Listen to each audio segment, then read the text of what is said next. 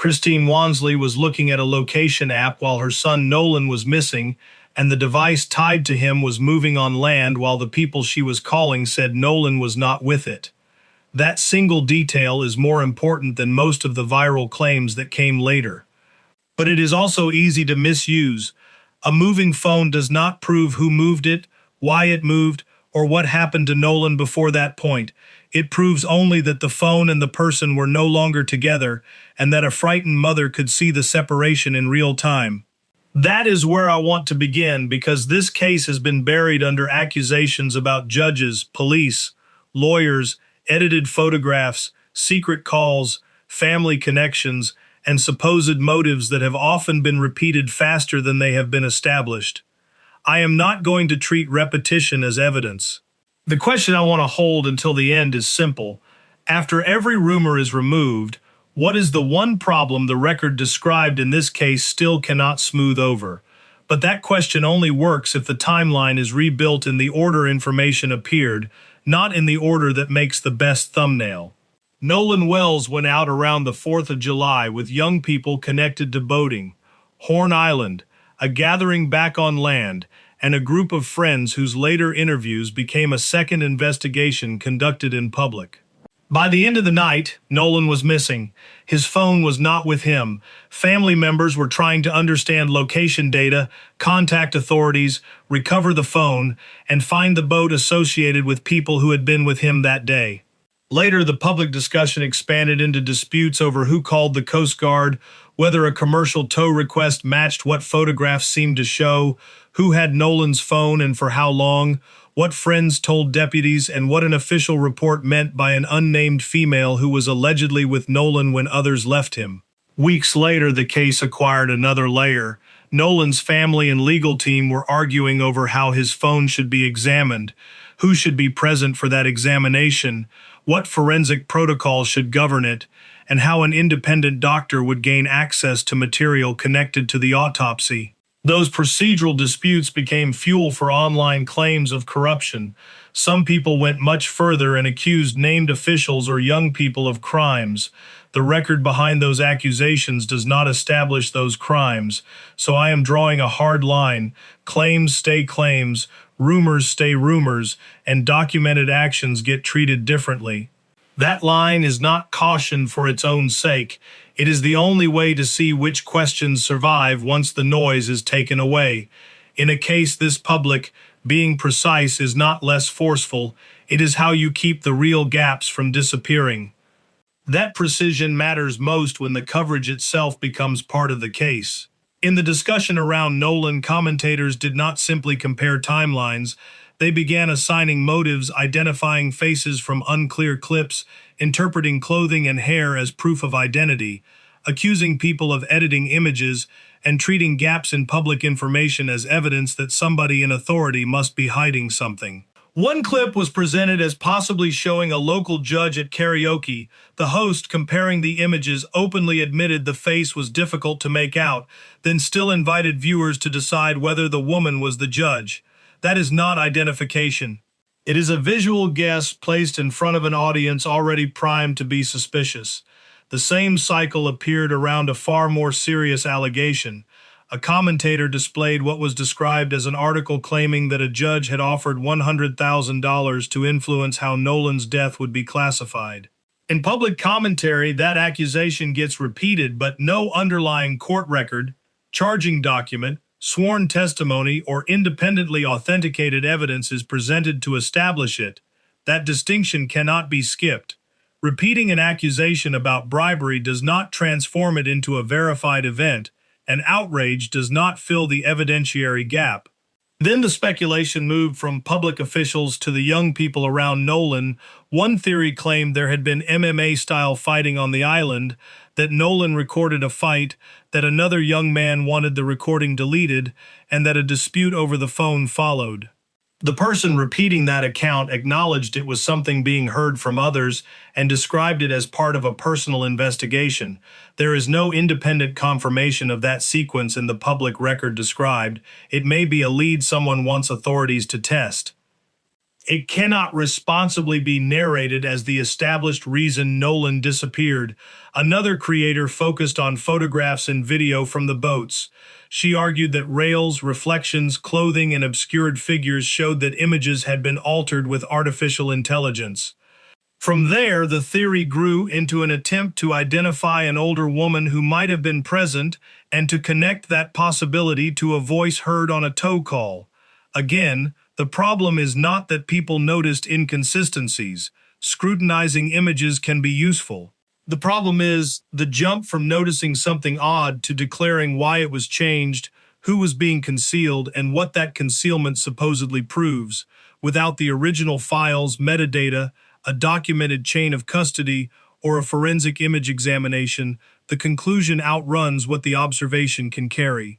The most revealing detour may be the strangest one. One commentator tried to explain how a family member could supposedly think quickly during a crisis by discussing the Murdaugh family and then moving into an unrelated claim about the Zodiac killer. The argument was essentially that criminal know-how can pass through families and that people with certain backgrounds may know how to construct an alibi quickly. That is not evidence about Nolan Wells. It is association piled on association until the emotional effect feels like proof. It also shows how easily a true crime audience can be led away from the actual case by a story that is vivid but logically disconnected. Even changes in legal representation became a canvas for suspicion. The coverage says attorney Ahmad Trass Smith joined Christine Wansley's legal team on August 11, 2026, and that 3 other attorneys moved to withdraw the next day. No reason for their withdrawal was given in the discussion. That absence immediately produced questions about threats, race, loyalty, and whether information might be carried to the other side. Those are possibilities invented around a blank space. The blank space itself is real. The conclusions are not. This matters because every unsupported accusation consumes attention that could be spent on something testable. The timing of the phone can be tested. The route of a boat can be compared with GPS. A tow call can be matched to dispatch records. The sequence of who contacted whom can be compared with call logs. A forensic download can show whether data is present, absent, deleted, or recoverable. Those are questions with methods. Whether somebody looked too relaxed at karaoke, whether a swimsuit seems unusual, or whether a grandfather acted too quickly for a commentator's comfort are not substitutes for that work. There is another cost. When people publicly accuse a judge, a parent, a friend, or a teenager of murder, bribery, evidence destruction, or conspiracy without proof, the case becomes harder for ordinary viewers to think about clearly. Anyone who asks for verification gets treated as if they are defending a side. Anyone who points out a contradiction gets treated as if they have solved the case. Both reactions are shortcuts. Nolan deserves better than shortcuts. So here is the first information gap I want you to keep in mind. Which inconsistency would still matter if every viral accusation vanished tomorrow? Put your answer in the comments, but make it specific. Name the record, call, location point, photograph, or statement you think investigators should be able to verify. That is a much more useful conversation than choosing a villain before the evidence has done it. Therefore, the scale of the attention has to be understood on 2 tracks at once. Nolan's case was being argued by family advocates, lawyers, former law enforcement voices, television personalities, YouTube hosts, TikTok creators, and viewers conducting their own frame-by-frame reviews. Benjamin Crump appeared with the family. Nancy Grace questioned the handling of Nolan's phone. Brandon Tatum interviewed young men connected to the day Nolan disappeared and later defended their account. Other commentators replayed those interviews, compared them with earlier statements, and searched for contradictions. Still others focused on police radio traffic, the commercial tow call, photographs from the boats, location applications, and letters exchanged with the district attorney's office. At the institutional level, the names in the discussion expanded too. The Coast Guard was part of the emergency contact timeline. The Mississippi Department of Marine Resources appeared in the incident report discussion. Ocean Springs Police and the Jackson County Sheriff's Office were referenced in relation to jurisdiction, reports, or early contacts. The family later raised the possibility of FBI involvement in the phone examination. An independent doctor, Roger Mitchell, was also discussed in connection with reviewing autopsy-related material. That is a lot of actors for one timeline. It creates a false impression that more attention automatically means more certainty. It does not. 10 people can repeat the same unverified claim, and the claim is still unverified. A television interview can expose a contradiction, but it cannot replace a subpoena return. A viral clip can produce a lead, but it cannot authenticate itself. The scale does explain why every wording choice became combustible. When a friend said he had a contact connected to the Coast Guard, viewers compared that phrase with later statements about calling the Coast Guard. When someone described where the phone had been, audiences lined that up with Life 360 and Snapchat. When a report used the phrase "on the vessel with Nolan," people compared it with interviews in which named friends said they had not ridden to the island on his boat. In a smaller case, those differences might sit quietly in a file. Here, thousands of people were trying to reconcile them in public. That public pressure can be useful when it keeps records from being forgotten. It becomes dangerous when volumes start standing in for proof. The job here is to keep the pressure and lose the certainty that the available evidence has not earned. But the size of the coverage created another distortion. Nolan himself often disappeared beneath the argument about everyone around him. The public discussion preserved one short clip of him talking casually about the future. He joked about making money, having a big house, and being with his friends. It is not a biography, and it should not be stretched into one. What it does give us is something the case badly needs: the sound of Nolan speaking as a young person rather than being spoken about as a missing person, a phone owner, a name in a police report, or the center of somebody else's theory. The same clip was used online for a different reason. Commentators said Nolan recorded much of his life and treated that habit as a reason to question why his phone seemed to contain less social media activity than they expected from the day he disappeared. That expectation may turn out to matter, but it needs to be separated from assumption. A teenager who records often can still go hours without posting. Snapchat content can disappear by design. Files can remain local rather than being uploaded. Accounts can preserve some data and not others. The meaningful question is not whether the phone looks empty to outsiders. It is what a proper forensic examination can recover and timestamp.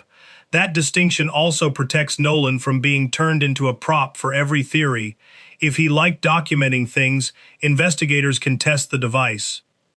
If he was active on Snapchat, records can be sought from Snapchat. If photographs or videos were exchanged among friends, those devices and accounts may preserve copies. None of that requires inventing a fight, a deletion motive, or a confrontation over a video before the records show one. The people around Nolan described a social day involving boats, friends, an island, swimming, drinking, and later a party on land. Different accounts disagree on key details, but the broad setting is ordinary enough to explain why the early hours may have felt confusing before they felt catastrophic. Young people split between boats. Phones get left in vehicles. People move between houses. Somebody thinks a friend left with somebody else. Another person assumes someone else made the emergency call. A mechanical issue on a boat can pull attention away from the person who is no longer there. That kind of confusion is plausible. It is also exactly why precise timestamps matter once a person does not come home. What makes Nolan's role in the story so painful is that many of the most important claims concern actions he cannot explain for himself. Did he choose to remain on the island, as some accounts suggest? Was he expected to ride back with a particular group? Did he get on a boat and later get off? Was he with a young woman when others left? Did he knowingly leave his phone behind, or was it taken somewhere without him? Those questions have been answered publicly by other people, sometimes in conflicting ways. Nolan cannot correct any of them. The coverage also shows how quickly his personality became evidence in the court of public opinion. Because he appeared to use his phone often, people inferred that missing posts must mean deletion. Because friends said he wanted to ride with them, commentators argued that he would never voluntarily stay behind. Because he was socially connected to several of the young people involved, every contradiction in their interviews was treated as a possible motive. Those may be investigative leads, they are not a substitute for reconstructing what Nolan actually did minute by minute. There is one point I think is worth stating plainly. A victim portrait should not require pretending we know more about Nolan than we do. We do not have a full account here of his childhood, school years, hobbies, work, private ambitions, or every relationship that mattered to him. Manufacturing those details to make a documentary feel emotional would be another form of exploitation. What we do have is enough to remember that he was a young man with plans, friends, a phone full of ordinary digital traces, and a family that expected him to return. He was not born as a case. That matters when the discussion becomes vicious. Online audiences have called people around him liars, conspirators, murderers, protectors, and worse.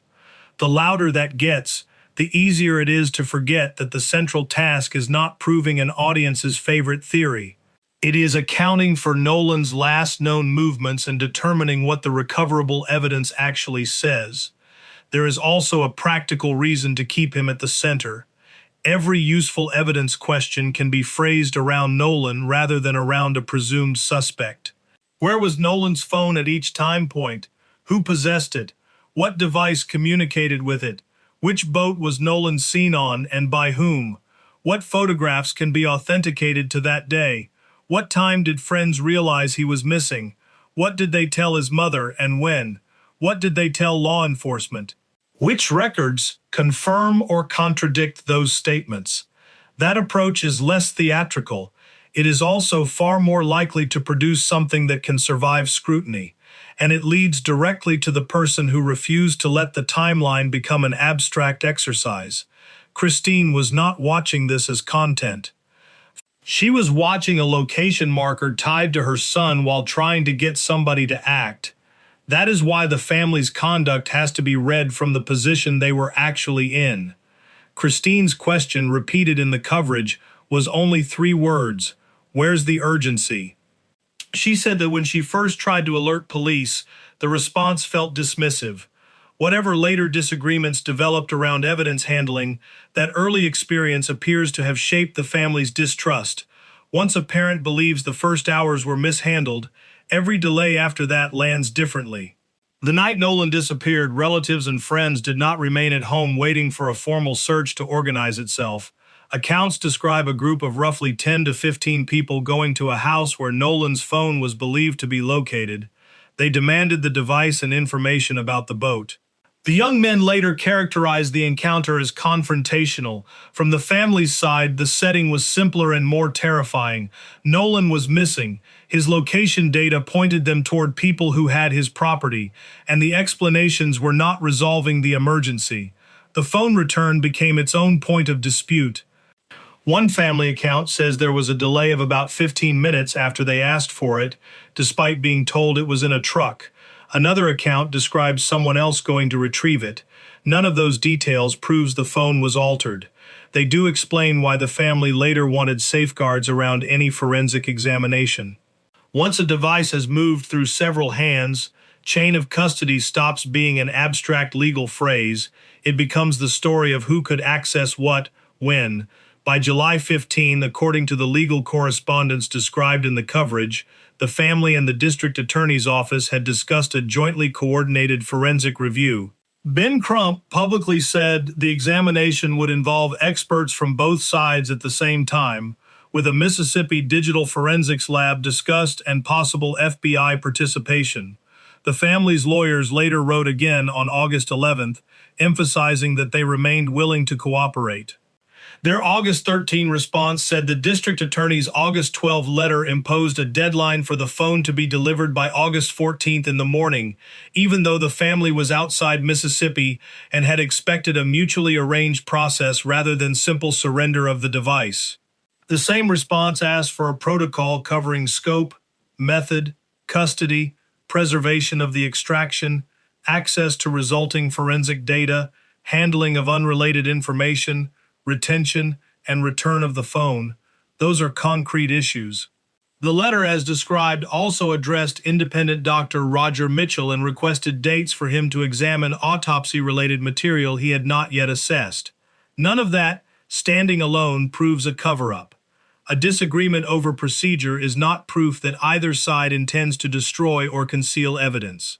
But it does show why the family wanted the process documented and witnessed after weeks of public accusations, shifting accounts, and arguments over who possessed what.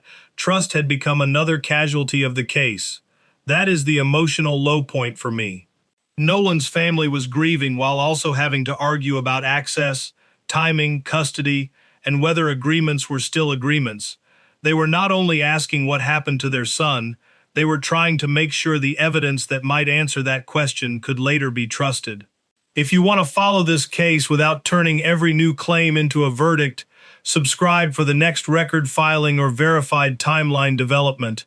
The promise is simple. When something new appears, it gets tested against what came before it. No shortcuts. Because the family's distrust did not begin with the August letters. It began on the night the phone moved. But before the legal letters and national interviews, there was one night that has to be kept simple. Nolan spent part of the 4th of July around Horn Island with a larger social group using several boats. Accounts say people swam, drank, moved between boats, and later returned toward land. One boat, the Triton, had a mechanical problem involving water and the bilge system. A commercial tow service was contacted. Publicly released imagery was later interpreted as showing the Triton being assisted by another boat, which raised questions online about why a tow call was also being made. The imagery itself does not establish a staged emergency. It does make the exact sequence of assistance worth documenting. Friends later said Nolan was left on the island, reportedly with a young woman. They also said his phone and keys were no longer with him. At some point that night, the phone traveled back toward a house on land. Christine was watching location information and called the young men. One of them told her they had Nolan's phone only after she raised what the tracking app was showing, according to the competing accounts described in the interviews. The group later gathered at a house associated with Jax's family. Nolan's relatives and friends arrived looking for him and for the phone. They asked where the boat was. The young men said the encounter became heated. An address was provided. Members of Nolan's search group went toward the boat, and a 911 call was made from the other side because the young men said people were heading toward a home where parents were present. Around the same general window, Christine was trying to report Nolan missing. The Coast Guard notification timeline became disputed in later coverage. One version described a friend saying he knew someone in the Coast Guard and would contact that person. Later retellings sounded more like a direct call to the Coast Guard itself. The distinction matters because an informal personal contact and a formal emergency notification are not the same event. Then, at about 1:38 in the morning, a sheriff's report was described as saying deputies had spoken with several friends who had traveled on a vessel with Nolan and that he had been left with an unknown female. That sentence would become one of the most important pieces of wording in the entire case. That wording matters because the later public interviews do not line up neatly with it. Morgan, Jax, and Warren were described as repeatedly saying they had not reached the island aboard the same boat Nolan used. If that is accurate, then a report describing people as having been on the vessel with Nolan creates a basic identification problem. Who were those friends? Was the report using the vessel loosely? Did deputies speak with different people than the 3 men later interviewed? Was the wording a summary that compressed several boats into one, or did someone's later account change? Those are not accusations. They are the questions created by the sentence itself. The unknown female creates a second problem. In the public discussion, the name Katie eventually appeared as the young woman allegedly connected to Nolan's final hours. At other points, commentators speculated about a woman named Ava in relation to the party in photographs. Those identities should not be merged without evidence. The responsible question is narrower: who was the female referenced in the report, who identified her, and was she ever formally interviewed? One creator argued that Katie had mutual friends with people already in the timeline, undercutting the idea that nobody knew who she was. Even if that social connection is accurate, it does not tell us what Katie witnessed or what she told investigators. Her silence in public is not evidence of guilt. Lawyers routinely advise witnesses not to speak, and a young woman caught in an aggressive internet campaign has obvious reasons to avoid cameras. The Coast Guard issue has the same shape. The coverage describes an early Coast Guard statement indicating notification came around 12:30, followed later by clarification that contact occurred earlier. An incident report was also described as placing Coast Guard notification around midnight, near the period when Christine was contacting authorities. The unresolved part is not whether someone somewhere used the words Coast Guard, it is what kind of contact occurred first. A formal emergency call should leave dispatch records, timestamps, routing information, and possibly a case number. A private call to someone who works for the Coast Guard is different. If the first contact was informal, it could help explain why family members felt there was little urgency even while people around Nolan believed they had already alerted someone. Then there is the commercial tow call. The young men described difficulty with the Triton, including water, the plug, the bilge system, electrical issues, and attempts to get the boat operating correctly. A call to sea tow or a similar service was discussed at length. Commentators later pointed to images that seemed to show another boat already assisting the Triton and asked why a commercial tow was needed. Another theory focused on a grandfather who allegedly spoke with a tow captain and said the young men no longer needed assistance before the request had fully played out. That sequence may be important if call records confirm it, but the motive assigned online, that the call was created as an alibi, is speculation. The records can establish who called whom and when. They cannot be replaced by a theory about why. The phone remains more concrete. Friends acknowledged possessing Nolan's device. The family described tracking it. There were different descriptions of where it was kept, including a truck and later a house. Family members said it took time to recover after they arrived. Public commentators claimed expected Snapchat activity was missing and inferred deletion. The family's own position, as presented in one interview, was more careful. They were surprised by what was not present and wanted the device examined. That is the right level of certainty. Missing expected content can justify forensic work. It does not identify who deleted anything or even prove deletion occurred. That is why the July and August correspondence is more important than the most explosive rumor. If the July 15 meeting produced an understanding that both sides would participate in a coordinated forensic review, then the later disagreement over simply delivering the phone is a legitimate procedural dispute. The August 13 response, as described, did not refuse examination. It asked for a mutually agreed process and a protocol. It also said counsel had remained in contact, including a July 25 communication while one attorney was abroad. The district attorney's August 12 correspondence itself was not reproduced in full in the discussion, so its reasoning cannot fairly be reconstructed from the reply alone. We know how the family's lawyers characterized the deadline. We do not have the full explanation from the other side in the public account available. The same caution applies to the autopsy dispute. Commentators asserted blunt force trauma and even made claims about missing anatomy, then used those claims to accuse authorities of hiding a cause of death. Those are major medical allegations. The public discussion does not give us a complete autopsy report or an independent pathology report establishing those conclusions. What it does describe is a request by the family's independent doctor to examine additional material and correspondence suggesting that further access had been discussed. That is enough to justify scrutiny of the process without pretending the medical conclusion is already known. Legal team changes should be treated the same way. Ahmad R. Smith was said to have joined on August 11th, and 3 other attorneys were said to have sought withdrawal on August 12. No stated reason was provided in the coverage. Online commentary immediately turned the timing into a racial and conspiratorial story. There is no basis here to do that. Lawyers withdraw for many reasons. Until a filing, statement, or court record gives one, the reason is unknown. This is where the investigation frame becomes clearer. There are several things that can actually be resolved without asking anyone to trust a personality. Obtain the raw phone extraction and its audit trail, match Life 360 and Snapchat records to device logs, preserve the original boat images and compare metadata, get the tow company's complete call records, establish the first Coast Guard contact from dispatch data, identify every person deputies interviewed before 1:38 that morning, clarify which boat each person traveled on, identify the female referenced in the report and determine whether she gave a statement, compare the young men's public accounts with their earliest recorded statements, not with edited internet compilations. Notice what is missing from that list.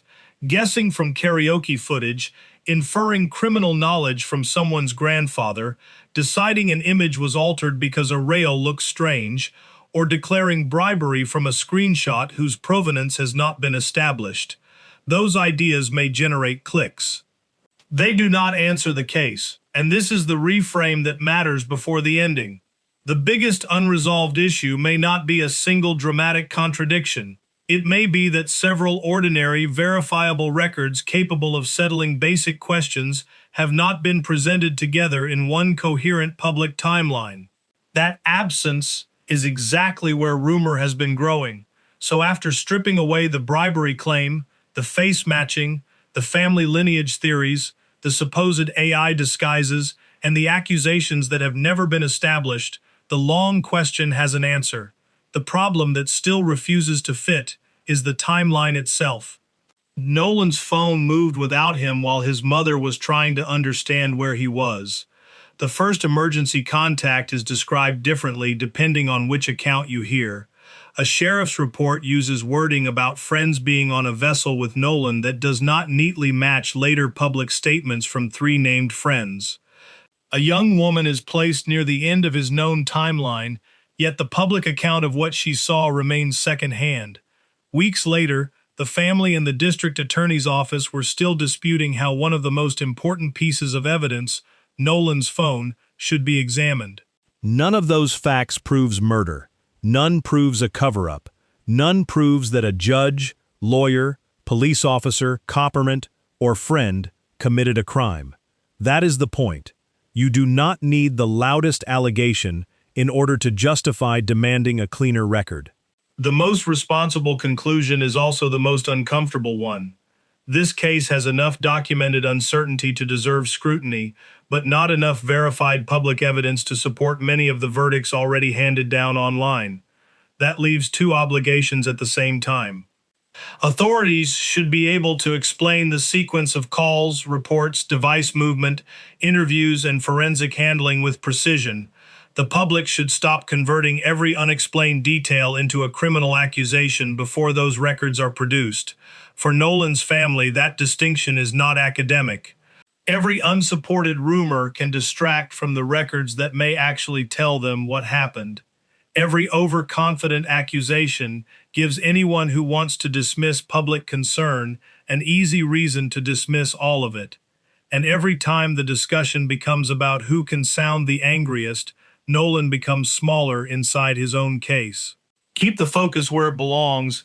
Ask who had the phone at each timestamp. Ask who first contacted the Coast Guard and by what channel. Ask which witnesses were interviewed before the early report was written. Ask who the female in that report was and whether her account exists in a formal record. Ask what a complete forensic examination shows, not what somebody assumes must have been deleted. Christine's question was, where's the urgency? The best answer now is not louder speculation. It is urgency about the records themselves. If you continue following Nolan Wells, carry that standard with you. Separate what is documented from what is alleged, correct claims when the evidence changes, demand the same precision from officials, lawyers, creators, and from yourself. Nolan does not need another theory built around him. He needs a timeline that can survive the evidence. That standard matters most when suspicion feels easiest.